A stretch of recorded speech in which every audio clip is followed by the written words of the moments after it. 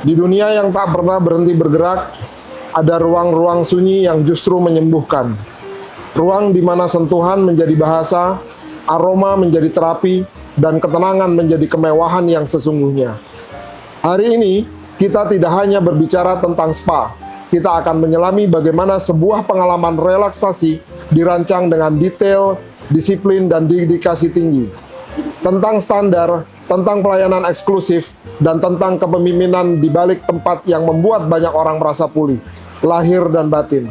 Bersama manajer spa eksklusif yang memahami bahwa kemewahan bukan hanya soal fasilitas, tetapi tentang rasa, kepercayaan, dan kualitas konsisten. Selamat datang di Check-in, Cek Inspirasi. Tempat cerita dan inspirasi bertemu dalam keterangan bersama Mbak Dani. Assalamualaikum Mbak Dani, apa kabar Mbak Dani? Waalaikumsalam, kabar baik, sehat, alhamdulillah. Ya, jadi ini kita saat ini lagi ada di channel YouTube Serba Serbi Hotel dengan program Check In atau Cek Inspirasi.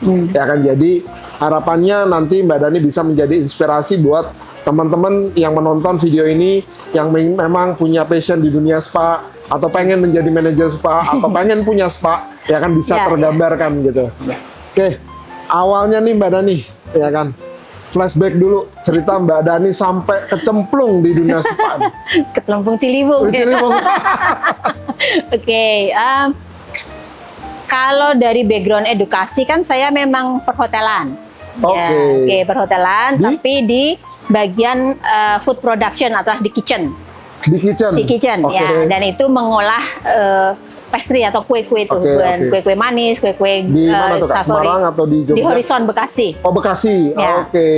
Dan sempat di Purnama Malang, Hotel Purnama Malang. Nah, tapi waktu tahun 97 saya berusaha melamar ke salah satu hotel besar di Yogyakarta yang grand opening.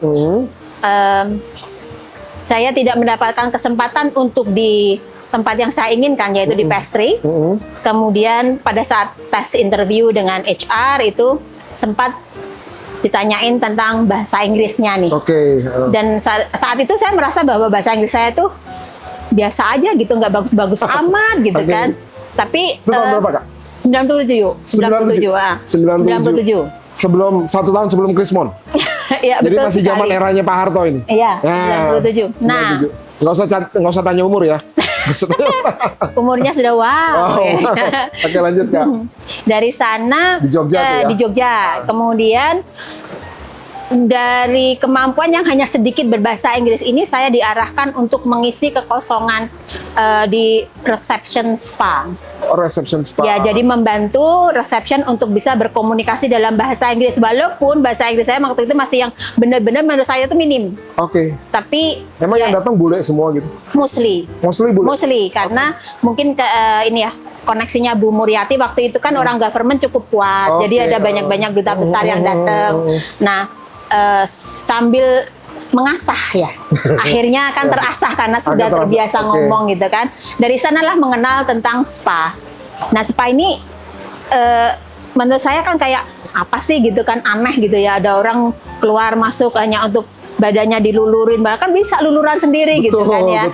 Tapi in the end ada ketertarikan karena kok banyak yang suka ya, kenapa ya gitu. Jadi ada curiosity lah ya, keingintahuan. Nah, akhirnya ada kesempatan di mana saya bisa, yang tadinya hanya sekedar membantu mentranslate, kemudian menjelaskan produknya Mustika Ratu tentang jamunya, tentang herbalnya sebagai beauty advisor. Kemudian belajar tentang terapi. Berawal dari terapi yang gampang-gampang dulu nih, luluran, scrub gitu, masker. Nah, di tahun 99 saya menikah, kemudian dari sana saya keluar nih, nggak lagi di Mustika Ratu, kemudian sempat vakum selama 1 tahun karena saya mengandung dan melahirkan. Habis itu baru masuk lagi mulai belajar massage di tahun 2000. Massage-nya. Jadi yang pantry-nya tadi udah nggak kepake nih. Udah nggak kepake. Kayaknya lebih indah yang spa ya. Bukan karena masalah indahnya, tapi kok karena apa ya? Yang ngasih makan saya gitu. Oke. Yang ngasih makan saya gitu. Akhirnya bukan berarti bahwa skill itu akhirnya saya lupakan, enggak. Tapi kayaknya kesempatannya lebih besar, peluangnya itu. Jadi pasti orang berpikir ya kesempatan yang ada apa ya kita kerjakan kan gitu ya. Nah dari sanalah baru saya benar-benar mulai mendalami step by step seperti apa sih operational spa sebagai terapis. Dari terapis kursus atau dari tempat spanya memang ada training kan? Ada trainingnya. Nah, ada trainingnya. Jadi dari sana belajar step by step di Mesastila. Waktu itu namanya Losari Coffee Plantation di Magelang. Nah, dari sana ketemu dengan yang seangkatan saya belajar terapi juga, kemudian expert-expertnya orang spa sudah mulai lebih baik mengenal spa itu seperti ini. Tapi waktu itu spa itu masih benar-benar yang real kayak eksklusif yang namanya spa, nggak seperti sekarang. Kalau sekarang kan hampir semua salon nyebutnya ada spanya, ada spa. Gampang banget pakai nama spa gitu kan. Tapi jadi dulu tuh spa tuh untuk orang-orang yang tertentu gitu, kayak ningrat gitu atau orang kaya atau segala macam. Yang memang membutuhkan perawatan di tempat yang spesial gitu. Nah dari sana sempat struggle-nya memang belajar massage tuh ternyata susah loh. Tangan bengkak-bengkak kan, mengorbankan jari lentik saya menjadi gede-gede gitu tuh. Yang tadinya biasanya apa tuh bikin kue kan begini-begini tuh, tepung yang diaduk-aduk, sekarang otot orang yang diaduk-aduk gitu.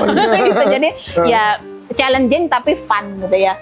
Dari sana baru dah step by step lagi mulai merintis karir, tidak hanya ingin menjadi terapis karena mengingat faktor usia, namanya wanita kalau sudah melahirkan kan turun mesin nih. Betul. Nah, dari sana baru kepikiran kalau sampai tua pun saya jadi terapis terus, belum tentu badan saya kuat.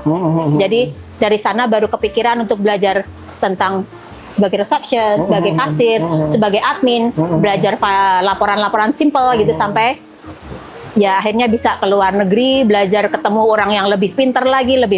Jadi rasanya nggak ada cukupnya gitu kan. Kepengen merasa udah pintar sampai sana, ada yang lebih pintar lagi gitu. Ternyata ya kesombongan tuh nggak berguna gitu. Akhirnya hanya dapat ke di atas langit masih ada langit tuh ya bener banget. Bener juga gitu. ya. Dari sana ada. Dari sana tuh mulai step. Gitu. Sampai di titik sekarang ini belajarnya 30 tahun. 30 tahun. Emang sebenarnya sebelum ke lebih dalam ya Kak. Bedanya spa biasa, yang kan sekarang udah banyak nih. Bedanya spa biasa dengan spa eksklusif itu apa sih? Sebenarnya kalau secara kosakata itu kan spa itu kan solus per aqua ya. Terapi solus per aqua. Jadi itu solus itu kan istilahnya pemecahan masalah melalui terapi air. Gitu. Jadi pada zaman dulunya itu memang orang kayak punya penyakit rematik, itu ada yang direndam dalam pasir laut pinggir pantai karena ada endapan kandungannya mineral, itu bisa bantu mengurangi gejala-gejalanya kayak gitu. Tapi semakin kesini karena banyaknya salon memakai nama spa, kita lebih yang eksklusif ini kan otomatis nggak mau dong disamakan gitu kan. Akhirnya kita lebih ada istilah yang menyebutkan bahwa wellness itu lebih pas. Terus ada lagi yang sanctuary itu lebih tinggi lagi gitu. Jadi itu klasifikasinya sih. Klasifikasi dari spa-nya itu. Karena sekarang spa udah terlalu banyak dipakai di mana aja. Untuk spa yang real kita biasanya nyebutnya memang ada wellness-nya atau ethno spa. Jadi yang benar-benar ada spesifikasi khusus. Gitu. Sama massage? Enggak, kalau massage kan jenis terapinya ya. Massage tuh jenis terapinya? Karena terapinya kan banyak, ada hidroterapi, ada massage itu sendiri. Massage aja jenisnya macam-macam nih. Ada yang tradisional massage dari Jawa, ada yang ala Bali, ada yang ala Swiss, ada yang ala Swedish, ada yang ala Thailand gitu. Jadi itu jenis terapinya sih sebenarnya. Ada sekolahnya juga sih? Ada. Ada ya? Ada. Sekolah umum gitu apa? Biasanya kalau dari LPK ada. LPK ada. LPK ada. Sekarang udah banyak gitu kalau LPK. Kalau dulu kan saya memang belajarnya dari tempat saya bekerja, kemudian punya kesempatan belajar itu waktu saya di luar negeri sempat ambil break untuk belajar khusus untuk Thai massage di Thailand. Jadi ya keinginannya tuh kayak nggak ada cukupnya gitu, kepengen tahu banyak gitu sih. Beda sama sekolah-sekolah terapis yang sekarang udah ada S1 terapis tuh Kak? Yang buat fisioterapi dan segala macam. Itu kan untuk yang lebih ke penyembuhan jika ada kelainan di anatomi badan ya. Kalau wellness atau spa itu lebih ke relaksasi secara general, baik itu mind, body, and soul gitu. Kalau terapi yang fisioterapi kan memang misalnya saya habis kecelakaan, kemudian saya patah kaki, otomatis kan selama perawatan otot kaki saya lebih kecil nih karena sering di bandage kan. Nah dari sana nanti baru dibantu yang mungkin tadinya jalannya miring-miring, terus di fisioterapi berapa kali berulang-ulang. Nah itu fisioterapi. Tapi kalau yang terapis sendiri kan itu memang belajarnya hanya massage secara general. Ya, secara general untuk relaksasi aja, bukan untuk penyembuhan. Jadi untuk relaksasi gitu. Thank you. Jadi kalau masuk ke intinya gini Kak, sebagai leader of spa nih, manajer spa. Sebenarnya tugasnya manajer spa itu apa sih? Kalau jualan spa kan? Termasuknya sih sebenarnya, termasuknya. Tapi lebih ke namanya memanage itu kan tidak hanya sekedar ngelihat dari secara administrasi ya, termasuk operasional. Jadi akan lebih bagus kalau kita tuh benar-benar ngerti operasional spa itu seperti apa sih, kemudian yang menjalankan tuh siapa sih, maunya seperti apa gitu, maunya kelasnya yang mau kita ini, jadi marketnya juga jelas. Jadi kita mengajari tim itu untuk bisa menjadi bagian dari spa itu sendiri harus ada satu kesatuan gitu.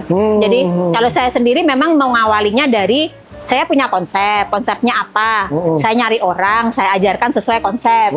Nanti kalau misalnya mereka sejalannya waktu mereka bisa menerima, bisa diajari lebih bagus lagi, meningkatkan level seperti itu. Tapi yang paling berat memang challenge-nya pada saat kita berhadapan dengan yang kurang minat gitu. Tapi hanya sekedar memakai apa ya istilahnya, tempat ini untuk dia kerja hanya untuk cari momen daripada gue nganggur gitu. Jadi akhirnya tidak ada keinginan untuk belajar lebih. Akhirnya tidak ada keikhlasan tuh untuk menerima bahwa ini loh saya tuh terapis gitu. Jadi kayak pekerjaan tuh punya menanggung beban. Karena kan nama terapis itu banyak yang ya sorry tuh saya kadang orang mengartikannya kan beda ya. Betul. Terutama di daerah sini kan. Nah itu kan agak sulit gitu. Jadi merubah mindset orang bahwa terapis itu nggak kayak gitu. Iya, betul. Kan ada yang nyebutnya massage parlor, ada yang menyebutnya ABCD, itu terserah lah ya. Tapi buat saya terapis itu orang yang membantu orang lain untuk menerapi apa yang kamu perlukan. Misalnya dia memang dari stres ke distress gitu. Jadi yang benar-benar setelah you very tired, kamu perlu escape 1-2 hari untuk merasakan bahwa aku udah muak nih dengan kegiatan rutinitas yang aku nggak mau lagi gitu. Betul. Nah, aku datanglah ke spa nih. Nah, dengan terapis ini kalau memang dia bisa mensinkronkan kebutuhan tamu, pasti tamunya rebound kok. Bawa energi baru lagi. Karena ada sinkronisasi tadi. Jadi kalau lagi stres, jadi di-stres. Yang nggak happy, jadi happy. Yang habis putus, nggak nyambung lagi. Enggak. Kalau itu jangan. Tapi mostly gini Kak, apa istilahnya secara overall, ya kan bahwa penanggung jawab spa bukan hanya bicara masalah jualan, tapi juga berbicara bagaimana melayani services gitu ya kan, memastikan bahwa customer yang datang itu bisa terservices dengan baik. Ya kan, that's apa meaning daripada hospitality. Ya kan, bahwa keramah tamahan dengan pelayanan yang baik, ya kan, itu bisa dirasakan di sini. Gitu ya. Yang paling berat apa Kak? Ngurus orang? Tingkat kepuasan orang itu yang berat. Karena kan semakin levelnya tinggi yang ingin kita capai, kan pasti semakin banyak detail yang ingin dia perfect gitu.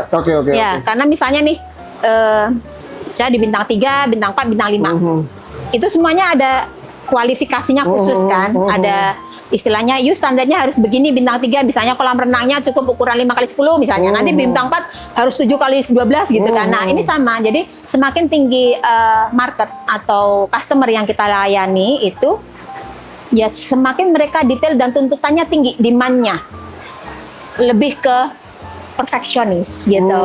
Nah, kalau dari sini kan memang kendalanya they don't worry about the price. Yang penting dia sana saya mampu bayar. Betul, Saya mau betul, yang betul, the betul. maximum I can get is my satisfied kan gitu. Oke, betul, Satisfaction itu kan nggak gampang, Nggak gampang. gitu karena Beda-beda nih iya, persepsinya. karena itu tadi sometimes orang bisa ngerti bahwa aku punya duit, pokoknya aku bisa beli apa sama duit. Betul. Ada orang yang berpikiran seperti itu, tapi ada juga orang yang aku nggak perlu duitnya kok, aku perlu pelayanannya nanti bikin aku tenang, bikin aku relax, bikin aku kayak gitu. Jadi lebih saya sendiri ngelihat tantangan anak buah itu karena menghadapi tamu yang level begini itu, mereka perlu jam terbang, bertemu banyak orang dulu, baru mereka bisa ngerti, oh ternyata kemampuan saya tuh masih di sini nih, saya kurang A, kurang B, itu bisa dilihat dari sana. Kemampuan komunikasi atau pengetahuannya si terapis juga dibutuhkan juga ya? Pasti. Jadi meskipun sedikit demi sedikit tetap ada belajar bahasa Inggris lah. Ya, betul, Kan betul, sekarang betul. hampir nggak ada istilah yang orang nyebut nggak pakai bahasa Inggris kan. Hampir semuanya. Semuanya. Hampir semuanya Iya, gitu ya. Namanya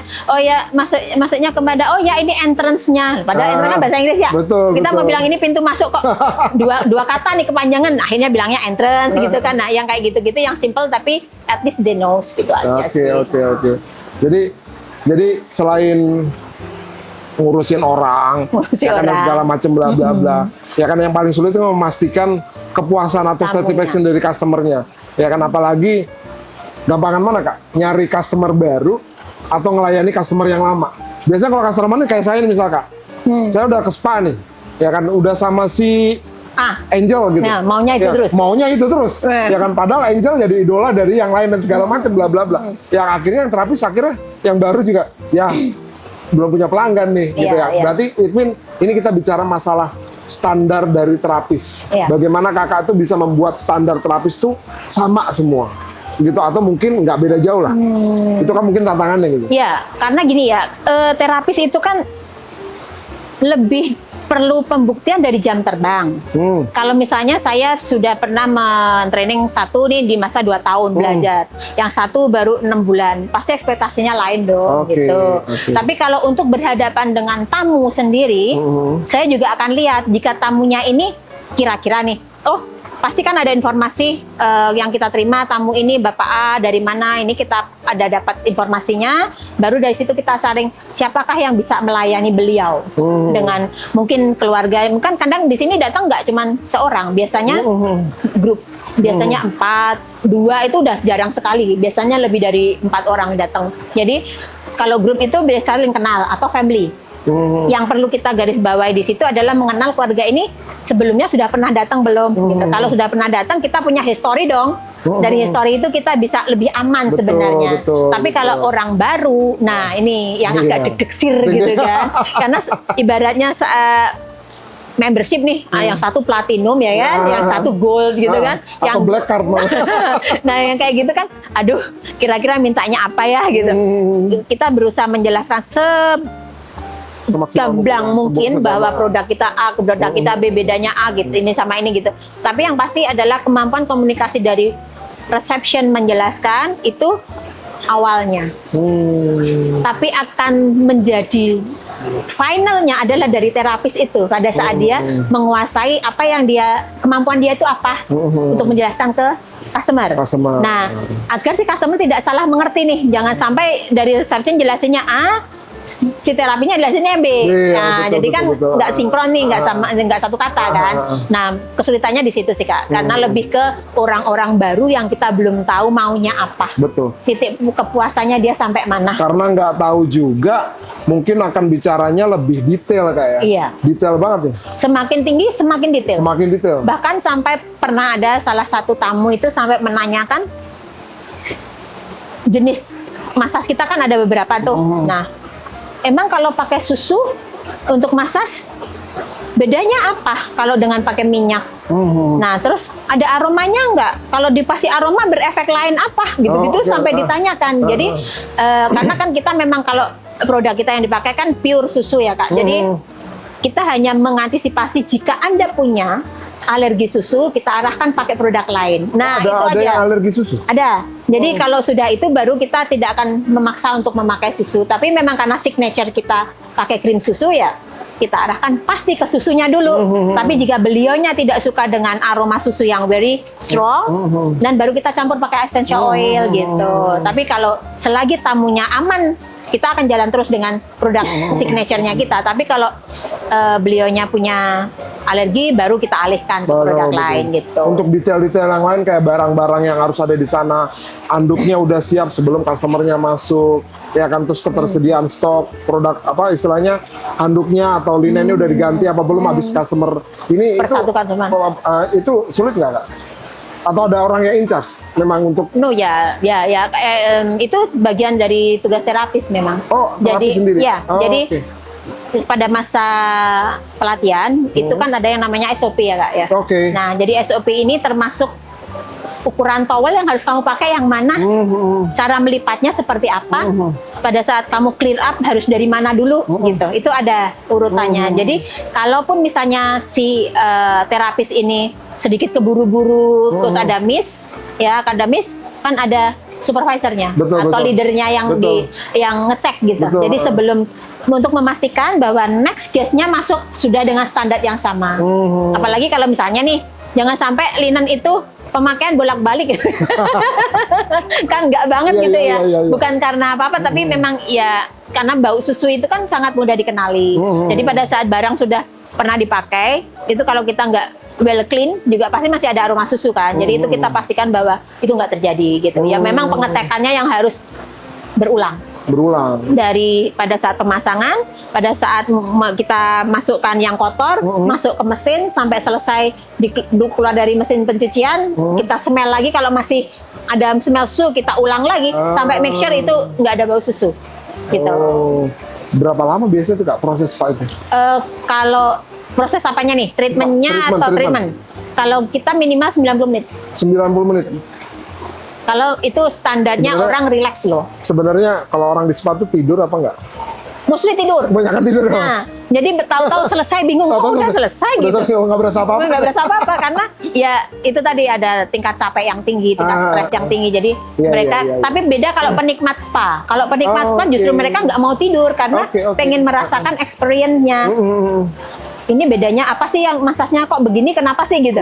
Nah, kalau sudah selesai baru biasanya mereka ngasih ini nih pertanyaan atau suggestion atau istilahnya, Kak itu tadi kenapa ya kok begitu ya gitu. Tujuannya buat apa ya, baru seperti itu. Iya, iya. Aroma juga penting juga tuh Kak. Iya, Ya pasti. kan? Jadi aroma tuh bukan yang fresh doang, tapi memang aroma yang pokoknya kalau clean itu udah beda kan. Beda. Aroma betul, clean itu beda, mau dia aroma bunga, mau kayu, mau daun. Tapi clean kan pasti beda dengan yang memang sama-sama beraroma tapi aroma yang belum bersih gitu. Tetap ada bedanya. Oke, happy-nya apa Kak? Happy-nya itu lebih Saat orang seneng saat dikasih tips. Wah, itu. Saya pernah mengalami seneng banget dapet tips. Seneng banget. Tapi setelah tipsnya buat jajan, hilang seneng. Gitu. Jadi apa yang bikin happy? kalau saya sendiri itu lebih karena saya punya istilahnya, kalau setiap orang tuh kan punya idealisme masing-masing ya. Nah, di situ ada tujuan yang buat saya itu kayak eksistensi atau validasi, yang artinya bahwa banyak sekali orang expert di spa kan, yang background pendidikannya luar biasa tinggi, mungkin sekolahnya sampai kemana-mana gitu kan. Tapi saya pribadi mungkin bukan mungkin sih, tapi saya sangat yakin bahwa saat saya mengelola tempat ini, di sana ada Dani. So Dani signature is here. Nah, itulah kepuasan saya dan kebahagiaan saya karena once even mungkin saya nggak lagi di sini, itu jadi legasi, sudah ada legasi saya gitu, bahwa tempat ini Dani lo yang buka gitu, Dani lo yang ngancapin gitu sih. Mungkin terdengar sedikit sombong, ya nggak apa-apa lah, sesekali sombong. Gitu aja sih. Ya karena pride ya, kebanggaan bisa mewujudkan apa yang menjadi amanah owner ke saya. Jadi tempatnya sudah bisa terawat dengan baik, difungsikan dengan baik, dan berlevel yang baik, kualitas yang bagus juga. Jadi tinggal kita istilahnya finalize the process, itu kan berjalannya dengan waktu ya, kita bisa menunjukkan hasilnya. Kalau sekarang mungkin hasil yang terlihat adalah dari tidak ada menjadi ada. Dari gitu. tidak ada menjadi ada. Ya, belum ke hero tapi sudah ada ini. Gitu. Saya tuh kadang suka mikir gitu, ya kan, terapis, ya kan, atau tanda kutip teman-teman yang punya kalian memijat, gitu ya kan, ada spa, mijat. Saya kemarin jatuh Di fisioterapi juga dipijet, ya kan? Iya. Ada terapisnya, sekolah lagi S1 Iya. di UI pula lagi dia, ya kan? Terus waktu dulu masih belum jadi pengusaha, masih jadi karyawan, ya kan? Kalau habis main bola, Capek pijet. pijet aja, manggil tukang pijet kan, Iya. bayar 30.000 segala macam. Kampung. Bedanya gimana sih? Cuman bedanya ya kalau terapis yang dengan educationnya officially dia memang belajar khusus untuk menerapi orang, pastilah dia punya kemampuan harus dan memang itu absolut harus dia tahu tentang anatomi mendasar, tidak hanya dasar tapi details ya. Oke. Jadi dia benar-benar tahu apa permasalahan daripada badan tamu ini. Misalnya kesleo ya harus diapain, apa tambah dikesleoin, dan bisa jalan atau dibenerin gitu. Kretek-kretek. Nah, retak-retak gitu. Karena kan retak-retak pun sebenarnya istilah gampangnya retak-retak ya. Itu kan memang sebenarnya release tension ya. Ada beberapa tension. di tendon, di persendian yang Betul, mungkin betul, kurang betul. lancar peredaran darahnya, terkendala karena ada asam urat, gula darah yang terlalu tinggi. Jadi mereka lebih tahu karena mereka memang belajar untuk itu. Oke, Gitu. itu fisioterapis ya? Ya, fisioterapi. Kalau terapis yang di Dia spa juga untuk atau wellness yang itu enggak. Kak, yang lumpuh atau yang stroke, dia juga nanganin juga. Karena dia Iya. memahami tentang anatomi Karena tubuh kan? memahami ya, tapi sebenarnya dia tidak terus berarti dia terus kalau dengan fisioterapis itu terus sembuh total enggak juga, enggak karena juga. ada rutinitas ya, terus betul, konsisten berobat bukan berobat, terapinya Terapis, terus betul. menerus dan tidak boleh berhenti sampai di titik yang Anda butuhkan. Betul. Kalau Di titik mau normal maksimal lagi ya normal lagi ya. Itu nggak mungkin. Kayaknya nggak mungkin ya. Ya, kalaupun mungkin itu keajaiban. Betul, Karena betul, kalau betul. udah kecacatan secara fisik kan Hmm. sulit balik ke semula. Kalau Tapi kalau terapis yang terapis spa, saya belajar anatomi, tapi Anatomi dasar. tubuh. Ya, jadi hanya untuk mengetahui bagian otot, bagian tulang, persendian yang mana yang boleh ditekan keras, mana yang oke, tidak boleh, oke. mana yang cukup diusap, Oke. karena tidak semua bagian tubuh itu bisa menerima tekanan yang kuat. Orang mungkin berpikir, masas kepala, aku sakit kepala nih, terus langsung aja pas kuat gitu nekannya. Enggak, tahu-tahu stroke gimana, pecah pembuluh darah, ya kan? Bisa, siapa yang tanggung jawab gitu kan ya? Nah, betul. mungkin yang tadinya Kak saya cuma nggak bisa nengok karena salah posisi tidur. Nah, kita nggak tahu nih masalahnya di mana. Kita atau tekanan yang kita kasih malah too much. Akhirnya beneran begini terus gimana dong? Iya. Ya kan nggak balik lagi malah Betul, tambah betul. worse gitu. Nah, kalau yang di kampung biasanya kan mereka berdasarkan feel. Oh, yang penting ini yang sakit mana Mbak? Yang Iya, ini ya, iya, yang iya. di situ yang diuel-uel lebih lama gitu kan. Kalau tangannya memang Based on experience based atau on turun-menurun ya? experience. Ya, biasanya. Karena bapaknya. Ya, biasanya gitu. Kebanyakan gitu sih. Kebanyakan gitu ya? Family-nya sudah ada ininya, turun menurun kemampuan massage, massage, entah itu yang modelnya sangka putung tuh yang patah tulang ya, ataupun yang urat. Cimande atau apa gitu ya? Ya gitu sih. Tapi kalau yang asal nyebur aja ya, daripada nggak aja kerjaan, yang penting megang orang dapat duit.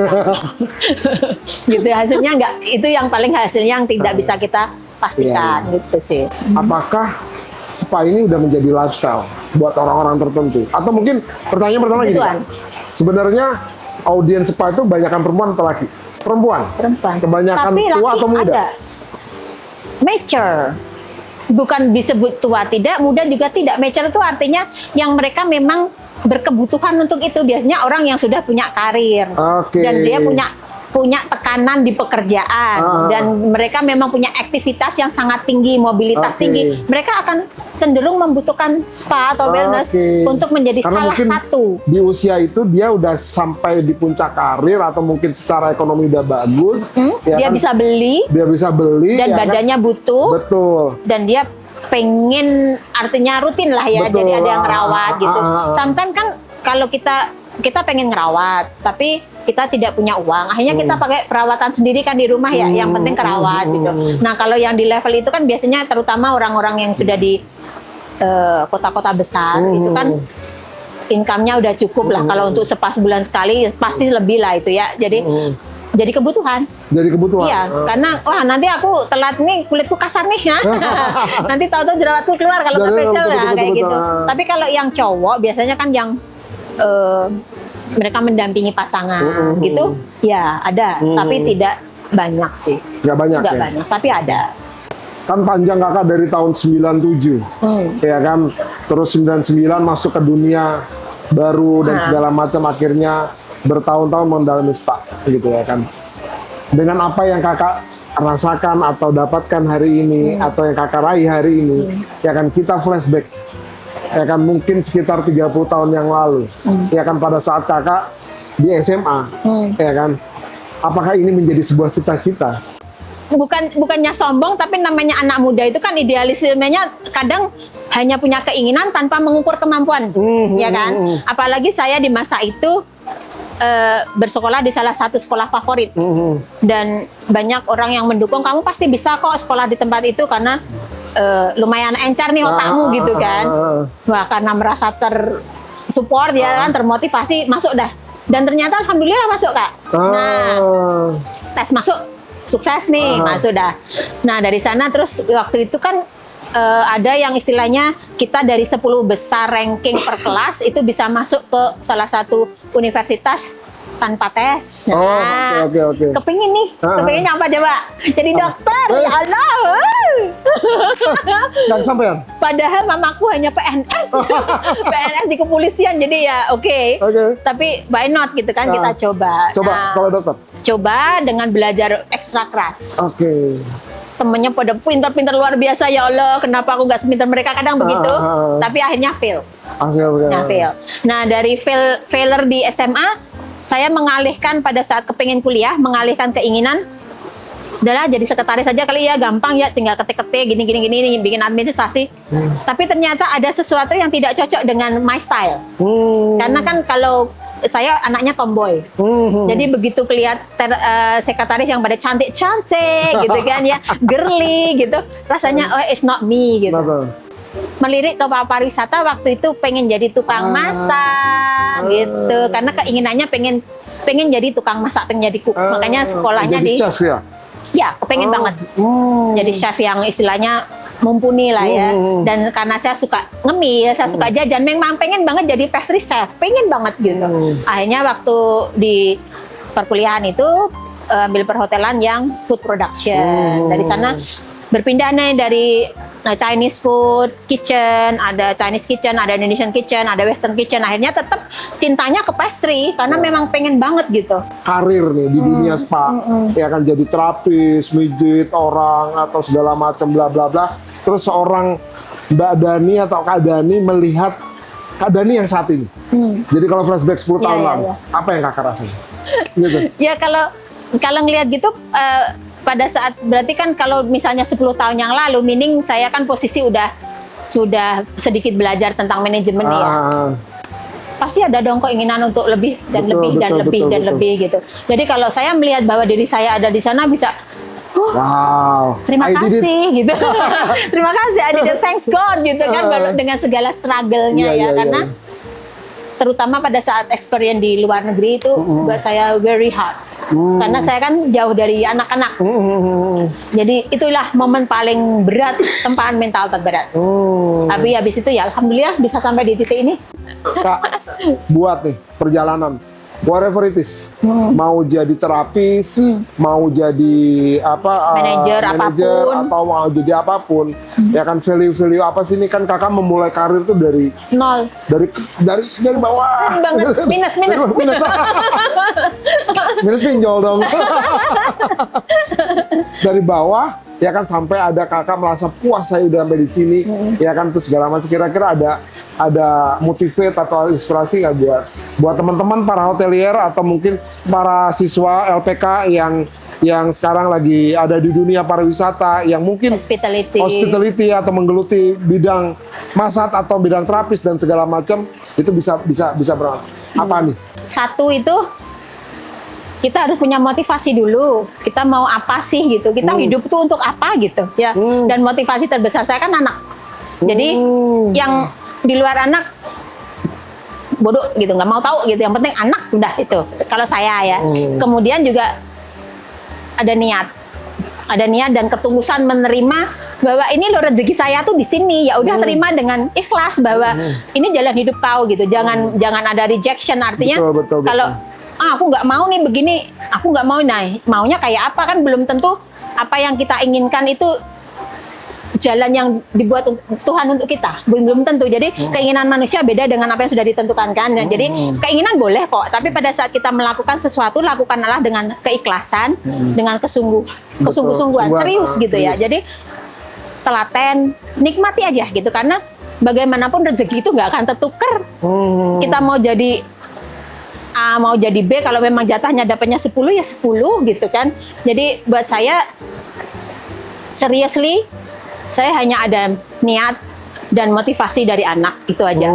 Ya kalau masalah value-nya saya sendiri, untuk para generasi-generasi nih yang lain, tetap selalu menambahkan skill, kemampuan, tidak hanya cukup untuk satu kemampuan. Bisa banyak hal, baik itu bahasa, baik itu kemampuan yang istilahnya berkomunikasi, ataupun menguasai AI ya saat ini ya, AI, pokoknya semualah yang dunia-dunia perkomputeran kayak gitu, IT itu kalau memang kalian suka, kalian bisa, mau suka mau tidak, belajarlah gitu. Fokus, karena itu ya, jadi itu adalah bekal tambahan.